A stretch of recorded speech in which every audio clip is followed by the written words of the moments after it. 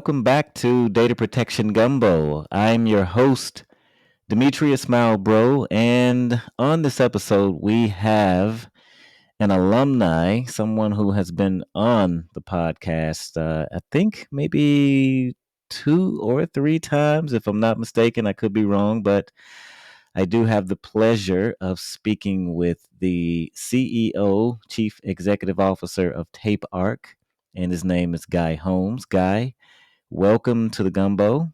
How are you? I'm awesome. Thanks for having me again. Appreciate it. All right. And just a little detail about Guy. He is, as I mentioned, the CEO of Tape Ark, and he spent about 20 years working in the tape and data storage industry.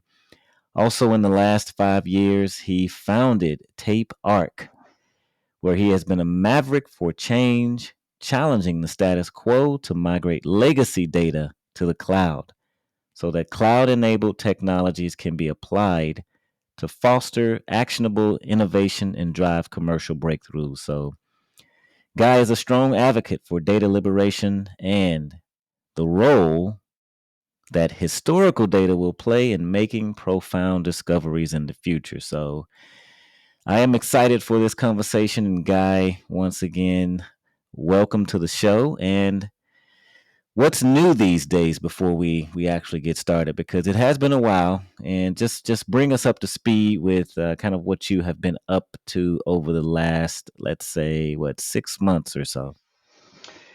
Well, the company, which we founded 5 years ago, has now grown pretty substantially. I'm based in Australia, but we've now opened Mm-hmm. up Montreal, Dallas, London, Brisbane, and Delhi in India. Um, and Nice. so we're continuing to expand. Um, there's the reasons for why we exist are getting even better as time goes on, as new technologies hit the cloud platform that we're putting data into. It just enables and unlocks so many new insights that people couldn't possibly have gotten without the cloud in place. So been a very exciting yeah 4 years really, and Yeah. still jump out of bed excited to get to work. Well, nice. That's a nice T-shirt. Well, it's not a T-shirt, but it's a logoed shirt there. It looks like good quality to me. So you must be doing something right then. But as far as, so I guess your mission, the way I see it, and the reason why I think I sought you out, I found you several years ago. I thought it was compelling because we all heard the that tape is dead, it's going away, and we still keep hearing that, right? And we keep hearing stories about tape. Some are good, some are bad, but yet tape is still here and it's growing. So, what are some of the, I guess, key industry challenges that Tape Arc has developed solutions to solve lately? Well, recently, probably in the last 6 months, I've gotten into a couple of little online uh, tit for tats between uh, tape lovers and tape haters. Mm-hmm. Mm-hmm. I'm not a tape hater, Okay. and I still believe that tape has a place, for sure in our technology stack. Um, so I have no problem with today's tape. What I have a problem with is yesterday's tape. Um, Okay.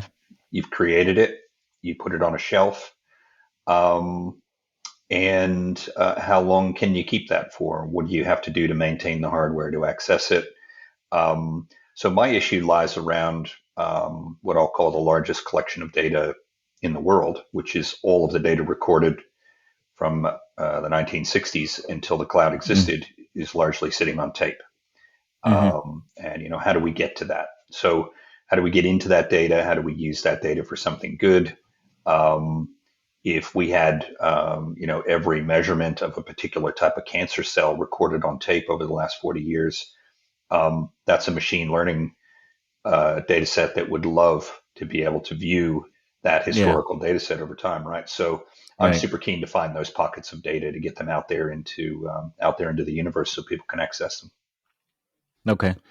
And what's some of the most interesting thing that you have seen when it concerns tape? And I'm sure you have been delivered maybe boxes with hundreds or I don't know, maybe even thousands of tapes, right? I'm sure you have seen some crazy things in the crates or the boxes along with the tapes, and I'm sure you have Yeah, some stories. You've seen some things.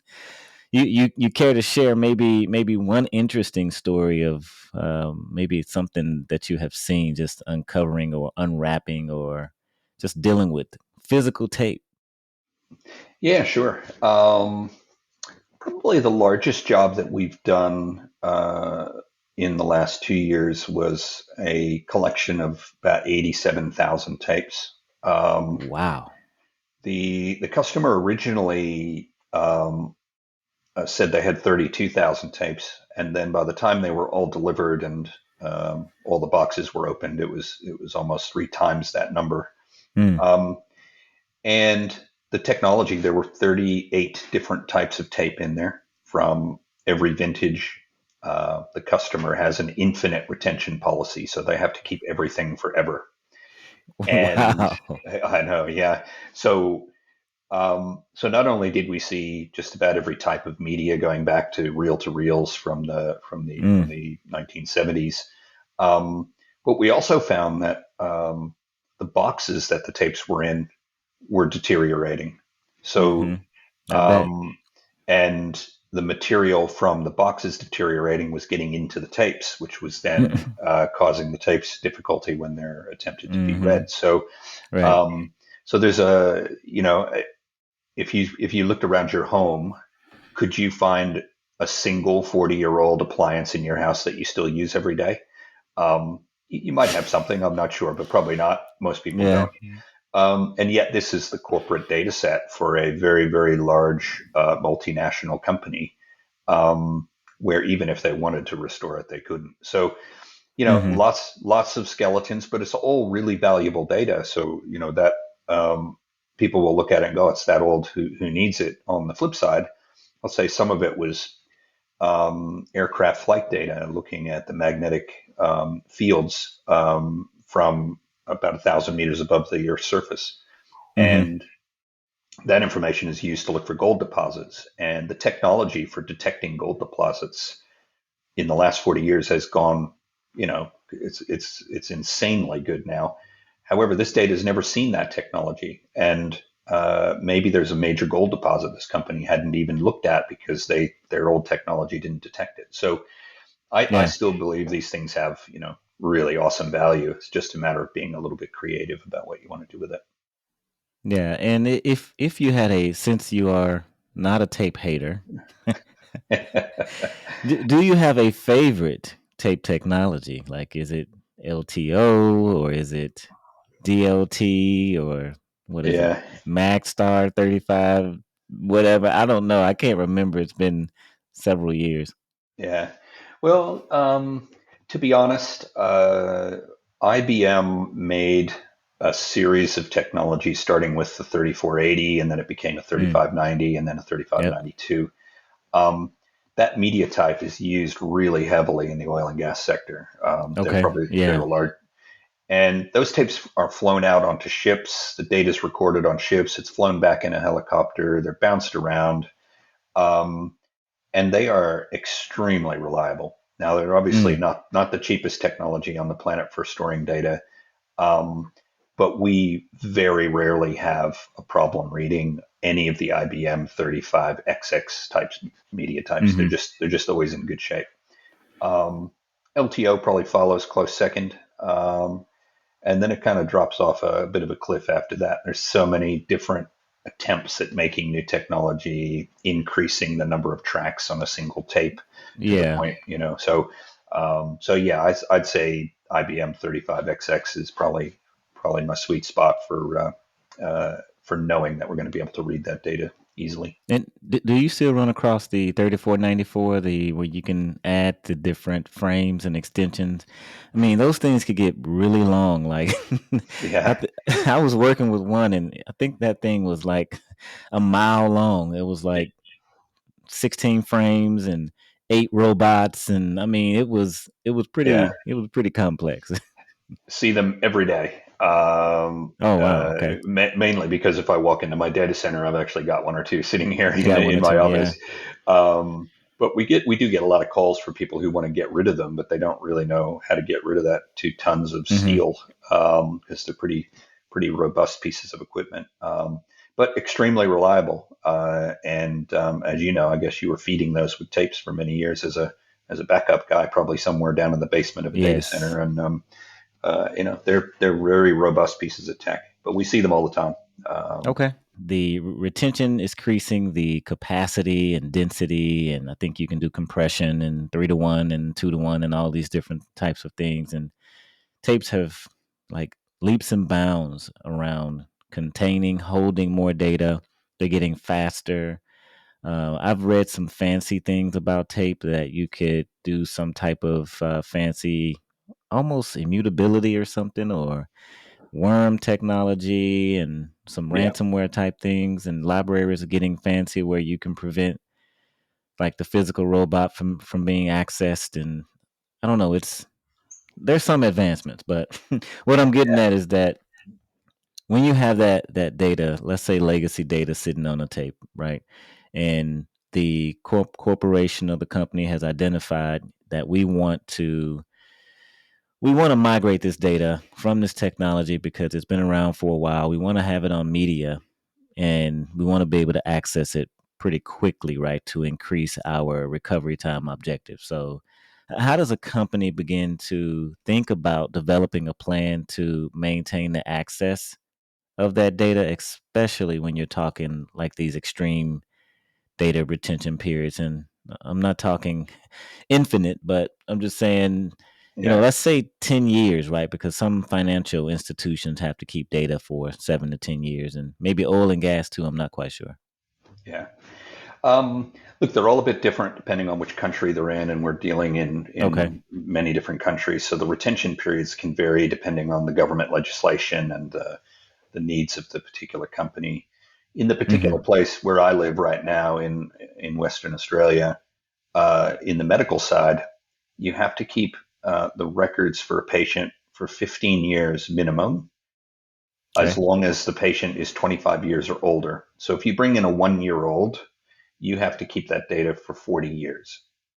Now, Wow. which is fine. You can say, yes, I've got it. Here's the tape. But as I said, you're not going to find a 40-year-old tape drive sitting in the back shed that you can fire up and actually read that content, let Mm. alone have the software that created it or the connectivity to the device has gone from SCSI single ended all the way through now to fiber and SAS, and even the connectivity and the cards to interface those drives don't exist anymore. So Yeah. it's not just a no tape drive. It's actually, no host, no connectivity, no nothing. Um, Mm-hmm. so when you have something like 40 years and you think about the evolution of technology at a bank, and every 5 to 10 years, there's a new backup technology that comes onto the market, and the bank goes, "Ooh, Okay. I'd really like to adopt that. Um, Right. that looks great." And um, they're faced with a challenge: do we keep all of our old technology uh, so that we can still restore that content with the old Mm-hmm. software, um, and then buy the new technology and start a whole new archive data set with that?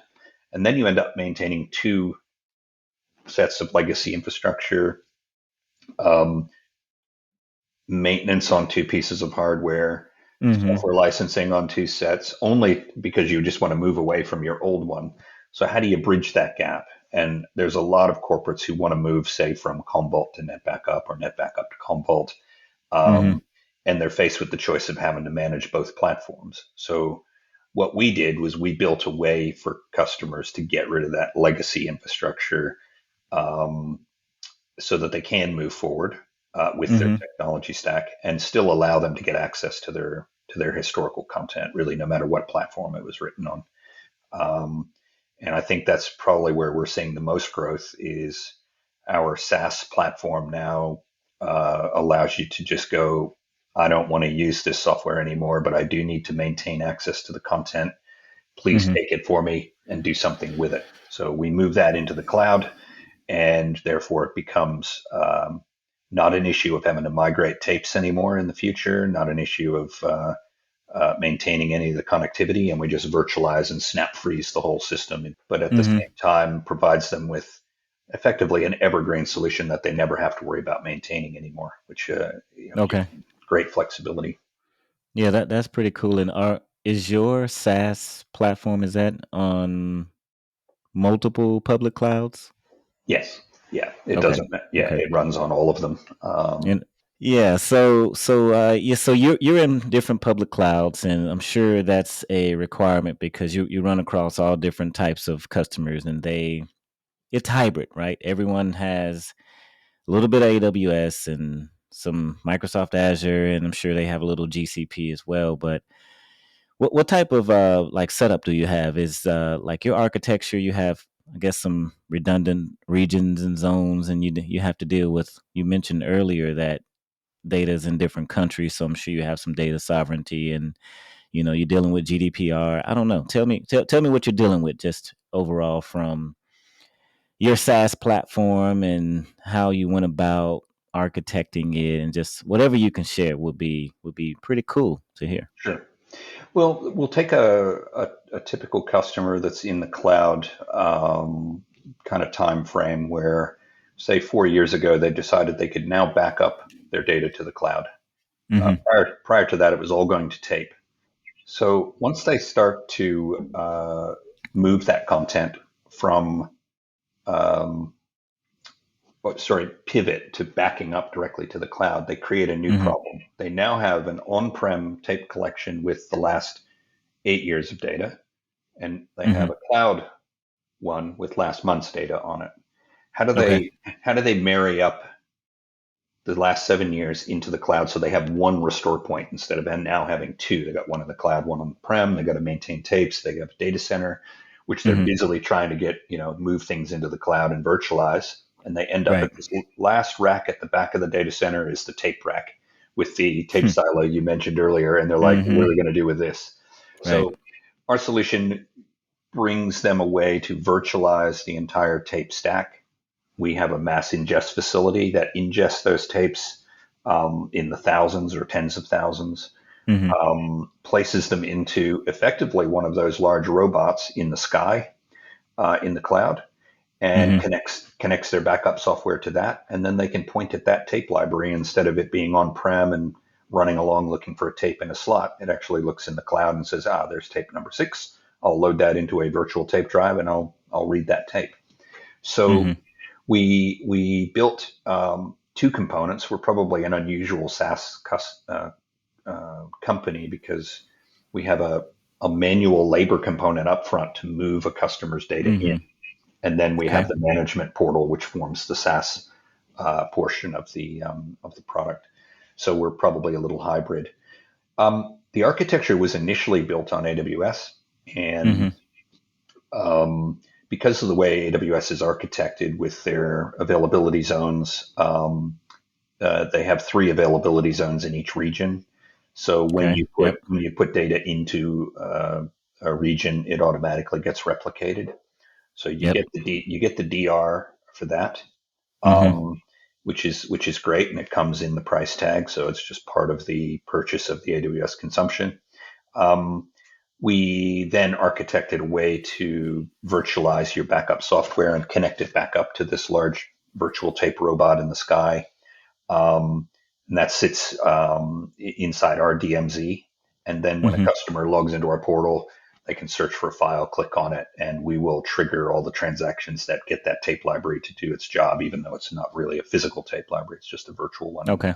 reacting to the same kind of messaging. Um, and we have a range of customers who want the data in their account. Let's say health data, the hospital wants it inside their secure zone. So Right. we've architected around that so that we can still access that content from our side, but they can preserve access to their content and have it all within their own demarcation zones, so they don't have any security breaches. Um, Hmm. so the architecture, when you look at it, is probably quite simple. It's really not that complicated. Um, and until you get into some of the other styles of projects that we do, like the one we're doing in the UK for the weather service. So we're Hmm. moving, that one's going to be about 450 petabytes of tape. So it's a massive collection, Wow. almost half an exabyte. And that's, Jeez. um, it's tens or hundreds of billions of individual files. Each one is Hmm. part of a science project, and each one needs to be available to the supercomputer to do its job. Um, Hmm. and that one, the architecture is completely different. It's not a SAS program. It's actually more of a science project to move basically the world's collection of weather into a location where predictions can be made using. See, this is the first time in history Yeah. where a customer can have all of their content in one place. It's just never been possible before. With the Hmm. cloud being so scalable, you can move as much as you want into there, which then opens up these machine learning and AI routines to be able to use Yeah. a new corpus for all kinds of awesome use cases. And you said supercomputer. Is that like a quantum computer or something? Uh, That's what I thought, but I yeah, guess it has to be so powerful that it could actually run whatever algorithms that it needs to do in order to yeah, create that crunch the data for that science project that you're talking about. yeah. This particular one is a Cray, a Okay, supercomputer, and it's got been it. put. It's actually inside of Azure, so you can you move all your data up there, and then your supercompute resources are handled by Azure rather than you buying a multi-million-dollar supercomputer. Um, Wow. and so to bridge that gap, to go from a building of compute and tape Mhm. drives, and the robotic silos in that particular project are something like 60 meters in length, so almost a football field long of tape apparatus. Mhm. That will all be gone, and it will all be looked at through a portal in Azure, and there'll be no more hardware and no more need for the data center. So it's a huge transition, and we're starting to see several supercomputer sites now starting to make the leap from needing Mhm. to have that on-prem hardware to being able to avail themselves of the scalability that they can get in the cloud. Yeah, and so I just read something about real estate for data centers is it's a good business because they are so you have AI, artificial intelligence and machine learning. I mean, they are starting in these what GPUs, these super huge computational graphics processing units, and you have Nvidia out there, you have all these different companies creating these chips, and AI is very hungry, so it needs a location to continue to spin up more and more and more and more systems. And I was also watching something with Elon Musk on it, and I read something else about. I mean, it's really phenomenal. And if you think about where we are right now, and just this place in the world right now, where we are in history with AI, and sitting on the precipice of all these different regulations. And did you see the White House rolled out the safe, trustworthy, secure executive order or something? And there's been a lot going on. I can't even keep up anymore. So Well, I'm all the way down here in Australia, but yes, I do follow U.S. politics, and I did see that they rolled that out, and they're gonna need it. The yeah. beast is getting bigger, and Hmm. we're feeding it with a lot of data, and therefore it needs more processors, and then when it gets more processors, it needs more data, and it's sort of a never ending loop. Um, but Yeah, and I'm sure you're using some type of AI and ML to maybe make your processes more efficient. Or where are you seeing AI, artificial intelligence, within the tape industry? well, certainly a lot of it is being used on the content we create. So we recently liberated 40 petabytes of cartoons, and those will end up in a streaming service. Mm-hmm. Um, AI would be put through that to identify all of the characters in each cartoon, the script that was read, all the words turned into text so you could search for a particular cartoon character saying a particular word in a particular scene with another character present. Um, and so there, and uh, all of the motion pictures we've probably moved over 100 petabytes of movies Mm-hmm. for the streaming services to go from on-prem tape production facilities to cloud streaming services. Um, and AI is used a ton in there. So we did the NFL, um, 14 petabytes of NFL footage, and Wow. Okay. they wanted to be able to identify players through their face mask. They wanted to Mm-hmm. be able to identify home and away jerseys, which players' numbers were which, who was on the field at what time, how long they were there, how long a throw was, um, on historical footage where those tools just didn't exist. And Yeah. they're getting to the point now where they can basically put two different football teams on the field made up of players from the past and present and have an actual game that actually looks reasonably realistic, Mm-hmm. so that we can put all the greats of NFL against each other over the past 50 years and see who wins. Yeah. So um, we use AI and ML internally a lot for our ingest process. Mm-hmm. Every tape that we receive, we take a photograph of, and we use AI to auto identify the tape, its capacity, its barcode. It reads the barcode off the tape using optical character recognition. So Mm-hmm. we use it internally, but where I get excited is when we're using it on the content we've actually liberated, because I think that's where the excitement is actually going to be. And Yeah.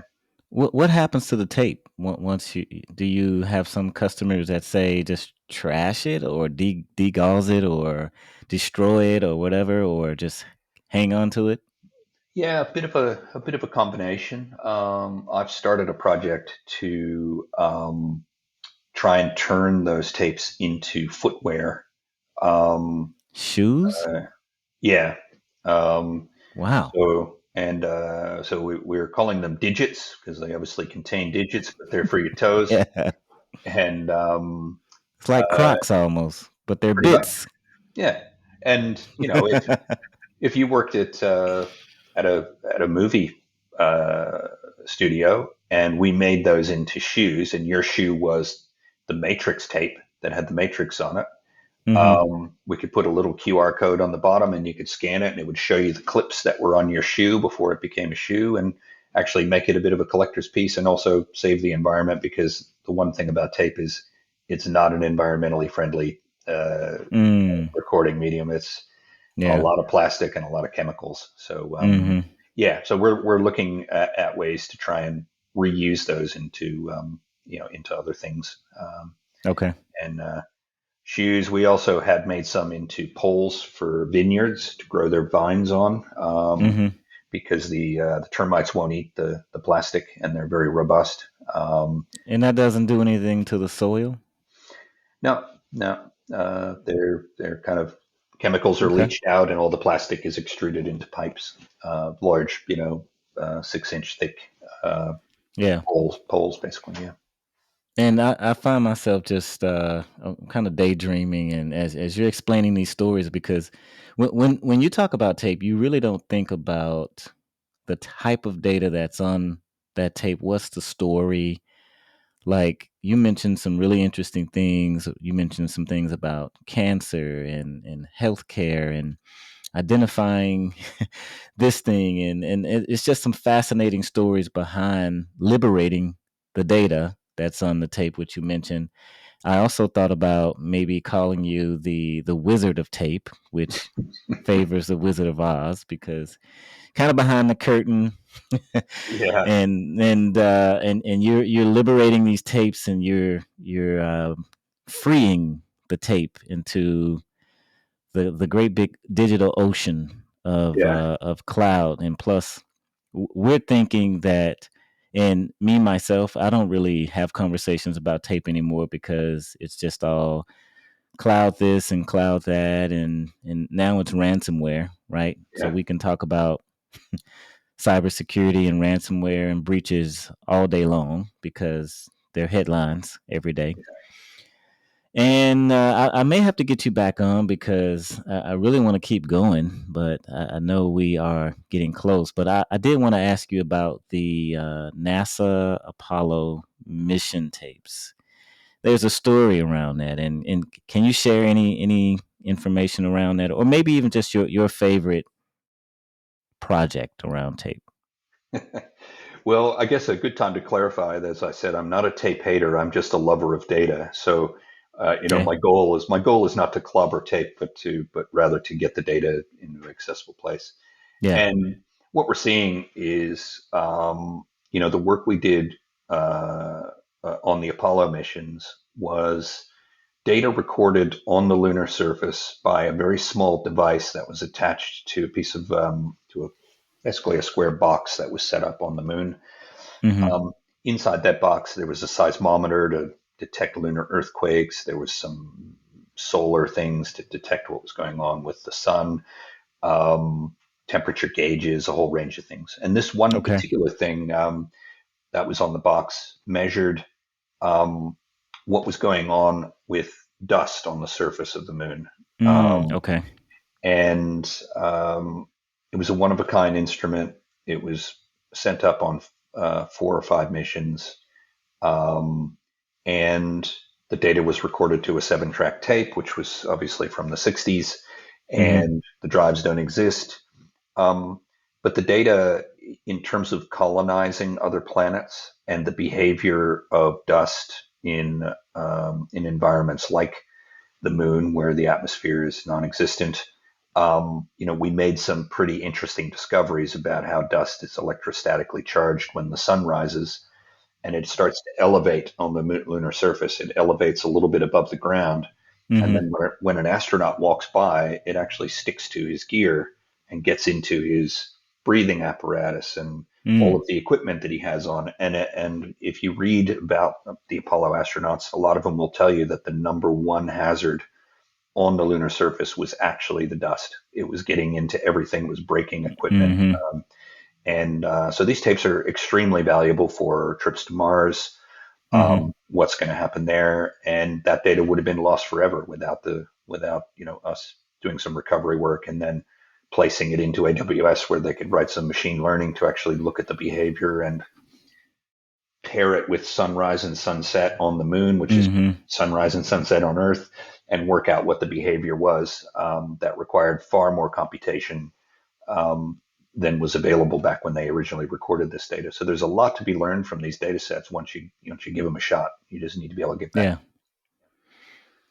Wow, I'm just fascinated by these stories, and I forgot that we're talking tape and and data. It's just like I want to hear more about the stories because you typically tend to think, yeah, I just need to protect this data. I need to back it up. I need to migrate it. I need to move it. But there's an actual real story behind it, like real lives, and meaning the data is revealing things that are super fascinating and maybe tied to humanity and kind of helping us break free and break through to some new discoveries. And it's just to me really promising, and I really appreciate you founding the company and continuing to run the company and to grow. And just I remember when you first started, almost knee high to a kangaroo, right?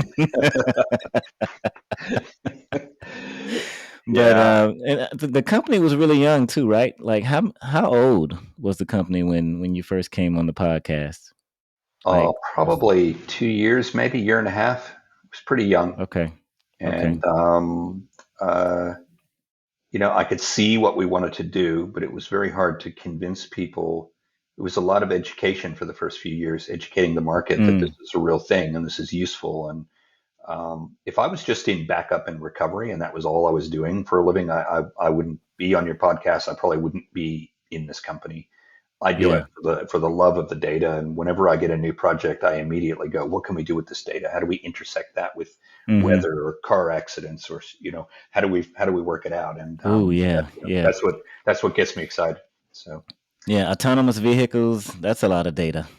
It's And that's massive. it's getting more and more IoT sensors and Yeah, wow, it's super fascinating what's happening right now. It's a little scary too. Uh, yeah, I agree. yeah, listening to what's his name, the Godfather of AI. What's his name? The guy who was he with IBM? I think so. I can't remember, but it was an older Yeah, gentleman who just retired, and now he's officially going on the record saying all the things about AI. We need to be careful, yeah, and uh, and Elon Musk was talking. What if there's going to be the first time that something will be smarter than us? yeah, Because if you look at the whole ecosystem with animals in the animal kingdom, right? They were not smarter than us. They're stronger than us, but this actually has the capability to outsmart us and to kind of do its own thing, right? But we don't want to well, end on a bad note. no, dude, we I've been living a life where everyone around me is smarter than me, so I'm not fussed by whatever he's really good you must live in a house full of women. at. I do, so I tend to tell that joke all the time. They're always telling me what to do, what not to do, and when I need to do it. So And they're usually right. uh, yeah, they're usually right. So once again, I really do appreciate you being a guest on the podcast, and I will definitely have to get you back. It's been way too long to have this conversation with you. Hats off to you and the progress that you have made with the company, and you're not just liberating tapes. You're doing more than that. I see you're doing a big work. And but before I let you go, any plug that you would like to leave? Maybe the website to the company or any information that you want to leave the Gumbo listeners. Yeah, sure. Well, we're on tapeark.com. We're available, or you can purchase our services through both Microsoft and Azure marketplaces. Okay, And if you're stuck with a bunch of legacy tape infrastructure and you're not sure how to do something about it, then we've got the solution that will clean that up for you. I appreciate you having me, Demetrius. absolutely. And thank you once again. And before I let you go, Gumbo listeners, be sure if you are not already familiar with backup and recovery professionals on LinkedIn. It's a group that I created, I think back in 2008. So there's about 20 plus thousand cybersecurity, storage, backup, recovery industry experts. They're having conversations similar to the ones that we're having here on the podcast. So be sure to join the group. And also, Gumbo listeners, we will see you all on the next episode. And thanks once again for tuning in today.